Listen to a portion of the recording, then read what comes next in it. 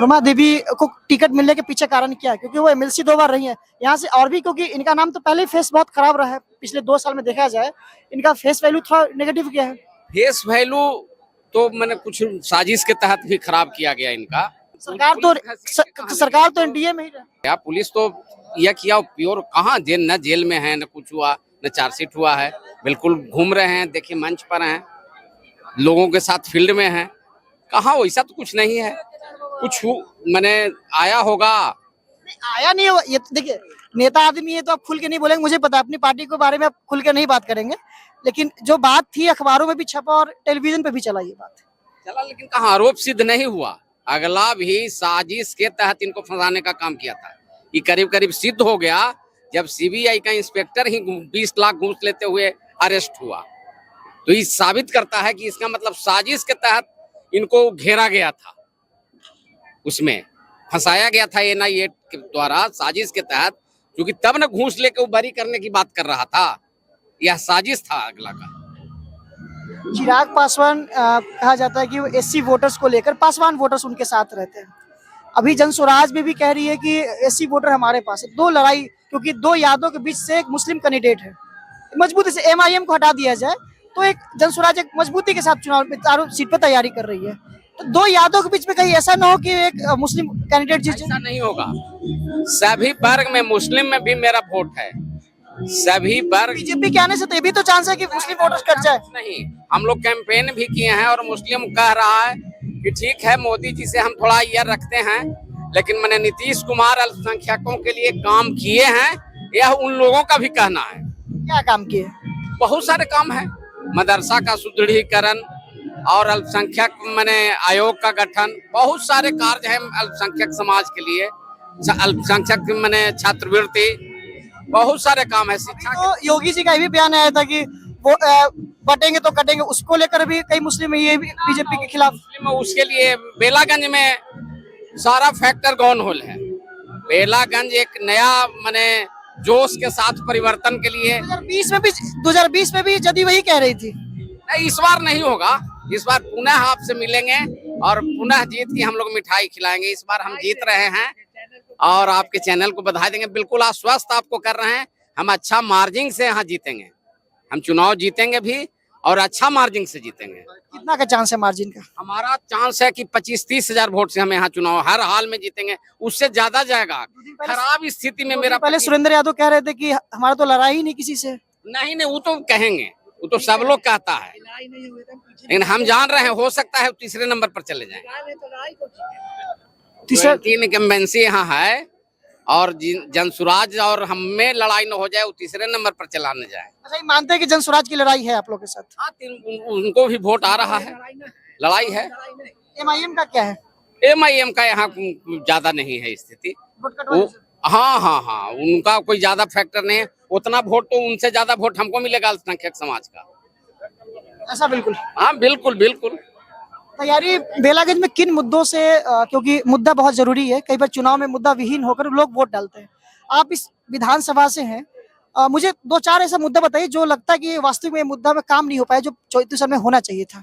हम लोग घूम रहे हैं, यहाँ सड़क नहीं है, मतलब हम लोग मांझी जी के साथ कैंपेन में जा रहे थे तो उनका कमर में दर्द हो गया, जब उस रोड से खिजरसराय रोड से उस रोड में गए तो कमर में उनका दर्द हो गया। यह है हमारे माननीय मैंने जिनको मगध सम्राट कहा जाता है उनके क्षेत्र का यह हाल है, कहीं सड़क नहीं है। 2 सड़क है भी तो मांझी जी ही बनवाए हैं अपने मुख्यमंत्री के काल में। जीताराम मांझी जी श्रीपुर का सड़क, श्रीपुर का पुल उनके रीजन में ठेकेदारे भाग गया, और यह कोरमत्तू पाई बीघा जो रोड है इस मोड़ से जो जाती है, कुछ विकास हुआ भी है, दूसरे लोगों ने करवाया है, उनका कोई विजन नहीं। यही पर काली स्थान है, इतना बड़ा तालाब है। अच्छा, एक बात बताइए, पर्यटन क्षेत्र होना चाहिए था, बेलागंज स्टेशन है उसमें कुछ नहीं है, ऐसे ही जैसे तैसे कुछ लोग और अतिक्रमण के शिकार उसको किए हुए हैं, जिसको एक बढ़िया पर्यटन होना चाहिए था काली स्थान में। एक बात है कि परिवारवाद पर आपका क्या सोच है, मुझे इसलिए जानना जरूरी है कि आपके ही पार्टी में हम पार्टी के भी एक परिवारवाद के तौर पर सीट दिया गया है, आपकी क्या एनडीए क्या सोचती है परिवारवाद पर?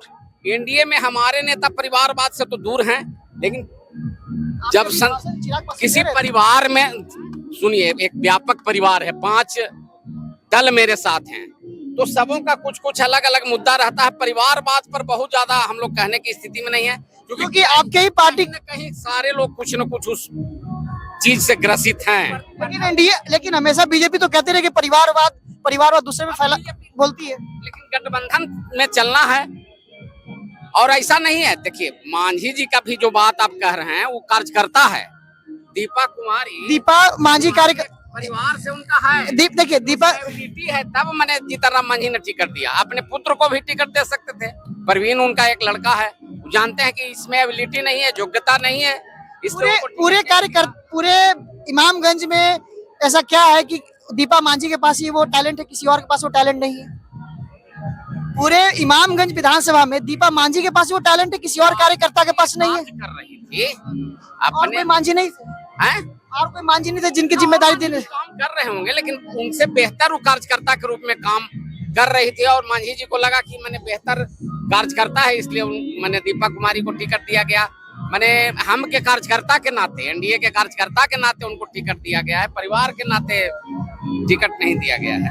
परिवार के नाते कैसे दिया गया? अब अच्छा, रिजर्वेशन पे क्या सोच है? मुझे इसलिए जानना है क्योंकि रिजर्वेशन का जो मैटर चल रहा था, एससी में जो क्रीमी लेयर की मैटर चल रहा था, तो सरकार पॉलिसी बनाया है और मैंने हमारी सरकार लागू कर रही है। एनडीए स्टैंड करता है कि एससी में रिजर्वेशन होना चाहिए, एससी में क्रीमी लेयर आना चाहिए।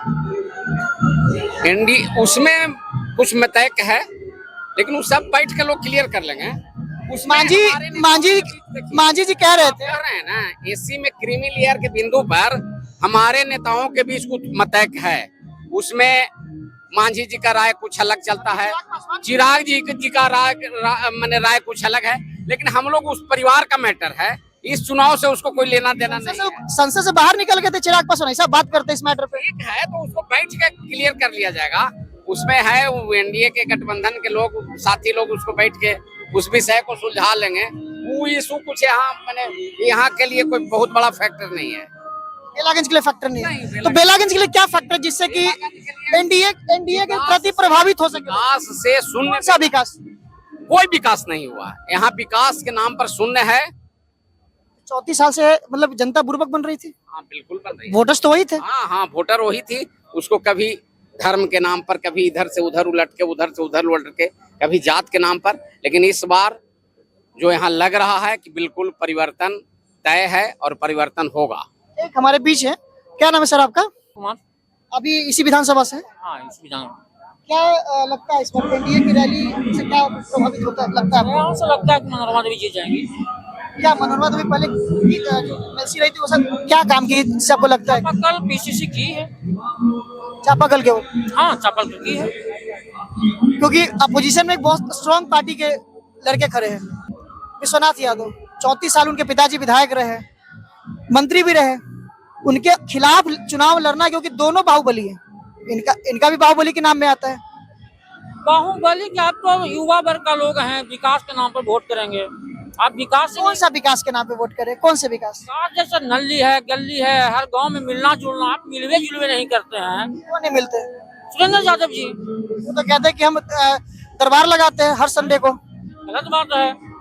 जनता तो कही थी कि दरबार लगाते हैं। एक गरीब व्यक्ति के लिए गया जाने के लिए 100 रुपया की जरूरत है। अब गरीब आदमी के पास नहीं है तो कैसे मिलेंगे विधायक जी से? क्षेत्र में कभी आते हैं? दरबार कैसे, किसको दरबार लगाते?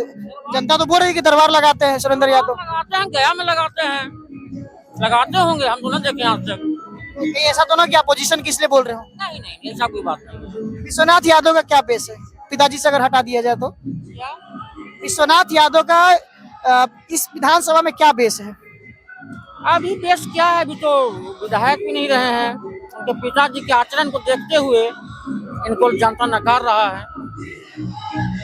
एनडीए की तैयारी कैसी, किन मुद्दों पर एनडीए कौन सी विकास पे बात कर रही है? क्योंकि जो भी नेता आ रहे हैं हर कोई विकास, वो विकास क्या है वो जानना बहुत जरूरी है। यहाँ परिवर्तन का लहर है। परिवर्तन ठीक है, परिवर्तन, लेकिन वो कौन से विकास? आप बोले कि विकास के नाम में वोट किया जा रहा है, वो कौन सा विकास? यहाँ जनता से उम्मीद है कि हमारे के यहाँ रोड बन जाए, हमारे के यहाँ पुल बन जाए, हमारे के यहाँ नल्ली बन जाए, हमारे के यहाँ सामुदायिक भवन बन जाए। ये लोग का मैंने विश्वास अभी मनोरमा देवी पर कि अगर जीत के जाएंगे तो मेरे के यहाँ काम करेंगे। एक नई पार्टी जन स्वराज भी आई है, अब शायद जानते हो, कई कई मैं गुजर रहा था तो कई पोल, कई उस पे केवल जनस्वराज का मैंने स्टिकर देखा। तो एक उत्सुकता ये हुआ कि एक बार जनस्वराज के बारे में पता किया, क्योंकि आप लोग इसी विधानसभा से, उनकी तैयारी, क्योंकि रणनीतिकार प्रशांत किशोर कहा जाता है। आपके अनुसार बेलागंज में क्या तैयारी उनकी है? आप अपोजिशन भले ही है, लेकिन एक आप ओपिनियन तो दे ही सकते हैं। जैसे स्थिति है कि अभी जनसुराज को हम लोग नहीं चाह रहे हैं वोट देना, नहीं चाह रहे? नहीं चाह रहे हैं। कारण क्या है? चाहने का कारण है कि हम लोग को एक मनोरमा देवी पर विश्वास है कि परिवर्तन एक कर देगी। क्या कि बिहार में अभी भी जातिवाद पर राजनीति होता है। हमारे एमएलसी बहुत पैसे उनके पास, ऐसा कहा जाए? पैसे नहीं, ऐसी कोई बात नहीं है कि पैसे पर उन लोग वोट दे रहे हैं हम लोग, और उनके पैसे के चलते हम लोग चल रहे हैं, ऐसी कोई बात नहीं है। आप पैसे के चलते उनको टिकट पैसे के चलते मिला है? नहीं, ऐसा कोई बात नहीं है। वो लगा, सरकार को भी लगा कि सुरेंद्र प्रसाद यादव को हरा सकती है, तो उनको टिकट दिया गया। लगता है काबिलियत की वो हरा देंगी आप लोग को? लगता तो है कि हरा देगी। नहीं, मुझे आप ये बहुत उत्सुकता भी हो रही है, आप लोग खुल के नहीं बता रहे हैं कि विकास के नाम पे वोट दे रहे हो। कौन सा विकास, वो नहीं जान पा रहे हैं। पढ़ाई की बात है, पढ़ाई की बात पे विकास कह रहे हैं, क्योंकि आप नली गली की बात कह रहे हैं। नली गली तो मुखिया, सब नॉर्मली मुखिया का काम होता है। सुरेंद्र यादव ऐसा कौन सी गलती की है जो 34 साल में नीतीश कुमार को मनोरमा देवी को उतारना पड़ा? 34 साल में मान लिया जाए कि अभी मुखिया का बात कर दी है, मुखिया का फंड ठीक है इधर आने लगा है, लेकिन पहले तो विधायक ही काम करते थे ना नली गली का। हमारे समाज से, मेरे पंचायत में कहीं भी एक ईंट नहीं लगा विधायक का, नहीं एक ईंट भी नहीं लगा है 35 साल में। लेकिन अभी कुछ दिन पहले नॉमिनेशन के दिन जब मैं घूम रहा था तो कह रहे कि जितने भी यादव हैं वो संगठित हो रहे राजद के प्रति, विश्वनाथ यादव के प्रति। ऐसा क्या है, सही बात है? हम भूमिहार जाति से आते हैं, मेरा पंचायत कुरमत्तो है, ग्राम कुरमत्तो है। हम तो नहीं देखे आज तक मैंने अपने पंचायत में कहीं एक घंटा लगते हुए। बाकी लोग क्या सोचते हैं, सोचने का सबका अलग अलग तरीका है, सबका सोचने का अलग अलग है।